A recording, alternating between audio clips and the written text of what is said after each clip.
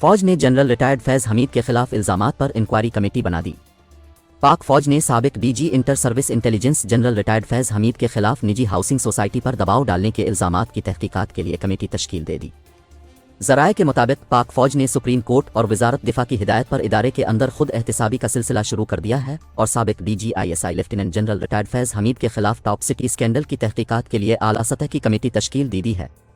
ذرائع کے مطابق انکوائری کمیٹی میجر جنرل کی سربراہی میں تشکیل دی گئی۔ کمیٹی سابق ڈی جی آئی ایس آئی کی جانب سے اپنا اثر رسوخ استعمال کرتے ہوئے ٹاپ سٹی انتظامیہ پر دباؤ ڈال کر ناجائز مفادات حاصل کرنے کے الزامات کا جائزہ لے گی اور الزامات ثابت ہونے پر کارروائی کے لیے سفارشات بھی پیش کرے گی۔ خیال رہے کہ چیف جسٹس قاضی فائز عیسیٰ کی سربراہی میں سپریم کورٹ کے 3 رکنی بینچ نے اس کیس میں آرٹیکل 184(3) کے تحت کارروائی سے انکار کرتے ہوئے درخواست گزار کو وزارت دفاع سے رجوع کرنے کا حکم دیا تھا۔ عدالت نے کہا تھا کہ ادارے کی عزت کا معاملہ ہے، اس لیے ادارے کو خود کارروائی کرنا چاہیے، جس پر وزارت دفاع کے احکامات پر پاک فوج کی قیادت نے ادارے کے خود احتسابی کے نظام کے تحت اپنے سابق افسر پر لگنے والے الزامات کی خود تحقیقات کا فیصلہ کیا۔